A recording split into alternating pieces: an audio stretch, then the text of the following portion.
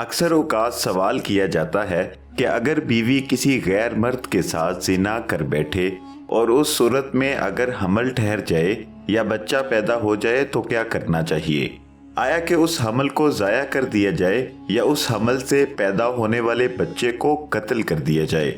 اس سوال کا جواب جاننے سے پہلے یہ جاننا ضروری ہے کہ ایسی نوبت آئی کیوں؟ اس کی سب سے بڑی وجہ دین سے دوری ہے۔ دین سے دوری کی وجہ سے انسان آزاد خیال ہو جاتا ہے، ماڈرن لائف یا لبرلزم اس کو پسند آنے لگتی ہے۔ انسان یہ بھول جاتا ہے کہ یہ دنیا عارضی ہے اور ایک دن ہمیں مرنا ہے اور اللہ تعالیٰ کے سامنے پیش ہونا ہے۔ ناظرین، ڈیپ ٹاک اردو ایک اسلامک چینل ہے، اس کو سبسکرائب کر کے اس کار خیر میں ہمارا ساتھ دیجیے۔ بات ہو رہی تھی کہ اگر بیوی کسی غیر مرد سے تعلق بنائے اور اس نتیجے میں وہ حاملہ ہو جائے تو کیا کرنا چاہیے؟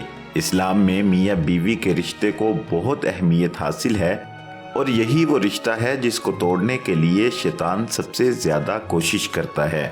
میاں بیوی کے رشتے کا تقاضا ہے کہ اس کو اسلام کے مطابق نبھایا جائے، دین کو سمجھا جائے، سنت نبوی صلی اللہ علیہ وسلم پر عمل کرتے ہوئے اس رشتے کو خرافات سے محفوظ کیا جائے۔ ہر شخص کو کم از کم اتنا علم ضرور ہونا چاہیے کہ وہ جائز اور ناجائز، پاکی اور ناپاکی کو سمجھتا ہو، اللہ کے حقوق ادا کرتا ہو، حقوق العباد میں کسی قسم کی کوتاہی نہ کرتا ہو، شوہر بیوی کے حقوق پورے کرنا جانتا ہو اور بیوی شوہر کے حقوق اسلام کی روح سے پورے کرنا جانتی ہو، تب جا کے ایک صالح معاشرے کی تشکیل ہوتی ہے، دین اسلام پروان چڑھتا ہے، زندگی میں سکون آتا ہے۔ اس سب کو حاصل کرنے کے لیے ضروری ہے کہ ہر شخص اسلام کو سمجھے اور اس کے احکامات پر عمل کرنے کی کوشش کرے۔ آج کے دور میں ہم نے علم سیکھنے کا معیار دنیاوی تعلیم کو بنا لیا۔ جو انسان جتنا زیادہ پڑھا ہوتا ہے اس کو اتنا ہی علم والا سمجھا جاتا ہے۔ یہ کوئی نہیں پوچھتا کہ آپ کو دین کی بھی تعلیم ہے، کیا آپ کو اسلام کے احکامات پر عمل کرنا بھی آتا ہے یا نہیں۔ جب ہم نے دین سے تعلق توڑا یا دین کے احکامات کو سمجھنے کی زحمت نہیں کی تو ہمیں پتہ ہی نہیں چلا کون کون سے کام کرنے چاہیے اور کون کون سے کام نہیں کرنے چاہیے۔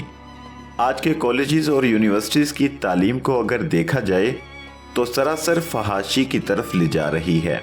کو ایجوکیشن نے معاشرے کو تباہ کر کے رکھ دیا ہے۔ اگر مان بھی لیا جائے کہ کو ایجوکیشن کے بغیر گزارا نہیں تو کم از کم ہر شخص کو یہ تو پتا ہو کہ اس معاملے میں ہمارا دین کیا کہتا ہے۔ نامحرم کو دیکھنا آنکھوں کے زنا کے زمرے میں آتا ہے۔ اتنی دین کی سمجھ تو ہوتی کہ نظروں کو جھکا کر رکھا جاتا۔ اگر سوچا جائے تو کو ایجوکیشن میں ہوا کیا؟ پہلے نظروں کا میلاپ ہوا، پھر ہاتھوں کی مدد سے ایک دوسرے کے ساتھ انٹریکشن ہوئی، پھر ملنا ملانا شروع ہوا اور نتیجہ کیا ہوا کہ آخر دو جسموں کا میلاپ ہو گیا، دو نامحرم جسموں کا میلاپ، یعنی زنا سرزد ہو گیا۔ اب معاملہ یہ پیش آتا ہے کہ لڑکی حاملہ ہو جاتی ہے، یعنی حمل ٹھہر جاتا ہے اور پیٹ میں بچے کی پرورش شروع ہو جاتی ہے۔ اب لڑکا اور لڑکی اس بات سے پریشان ہو جاتے ہیں کہ اس سے چھٹکارا کیسے حاصل کیا جائے، یعنی ایک جان کو قتل کیسے کیا جائے۔ ان کو کون سمجھائے کہ سب سے پہلے تو آپ کو اس جگہ سے، ہر اس تعلق سے بچنا چاہیے تھا جس سے اسلام نے منع فرمایا ہے۔ جب آپ نے زنا کی پہلی سیڑھی پر قدم رکھا تھا، یہ بات تو اس وقت سوچنے والی تھی۔ زنا کی بہت سی قسمیں ہیں۔ کسی نامحرم کو دیکھنا آنکھوں کا زنا ہے، کسی کو چھونا ہاتھوں کا زنا ہے، اسی طرح کسی نامحرم کی طرف چل کر جانا پیروں کا زنا ہے۔ یہ سوچنا تو اس وقت چاہیے تھا کہ زنا کتنی بڑی نجاست ہے، کہ اگر اس زنا کے نتیجے میں حمل ٹھہر جاتا ہے تو کیا کریں گے۔ ہمارے معاشرے کا یہ بدترین المیہ ہے کہ ہمارے نالوں کے اندر سے نومولود بچوں کی لاشیں ملتی ہیں، ہمیں ویرانوں سے، جھاڑیوں کے اندر سے کتوں کی نوچی ہوئی لاشیں ملتی ہیں، جس کو اس دنیا میں آنے سے پہلے ہی ابورشن کے ذریعے قتل کر دیا جاتا ہے۔ یاد رکھنا، اللہ تعالیٰ قرآن پاک میں فرماتا ہے کہ زندہ درگور کی ہوئی لڑکی سے پوچھا جائے گا کہ تو کس جرم کی پاداش میں قتل ہوئی۔ یہ صرف کسی ایک لڑکی سے نہیں پوچھا جائے گا، یہ ہر اس بچے سے پوچھا جائے گا جس کو اپنی عزت بچانے کے لیے پیدا ہونے سے پہلے یا پیدا ہونے کے بعد قتل کر دیا جاتا ہے۔ یہ بھی یاد رہے کہ اللہ تعالیٰ نے ایک انسان کے قتل کو پوری انسانیت کا قتل کہا ہے، لہذا ہمیں ہر ایسے عمل سے بچنا چاہیے جو زنا کی طرف لے کر جاتا ہے۔ ایسے ماحول سے دور رہنا چاہیے کہ جس میں زنا کا اندیشہ ہو۔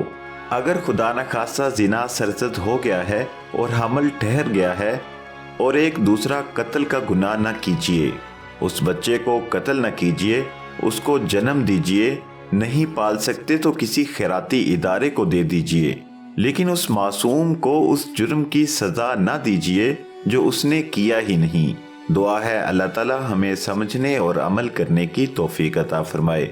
ہماری ایک دوسری ویڈیو میں جانیے کہ اگر بیوی پیچھے سے ہم بستری کی ضد کرے تو اس صورت میں اسلام شوہر کو کیا حکم دیتا ہے۔ اپنا اور اپنے گھر والوں کا بہت سا خیال رکھیے گا۔ ملتے ہیں ایک نئی ویڈیو کے ساتھ۔ اللہ نگہبان۔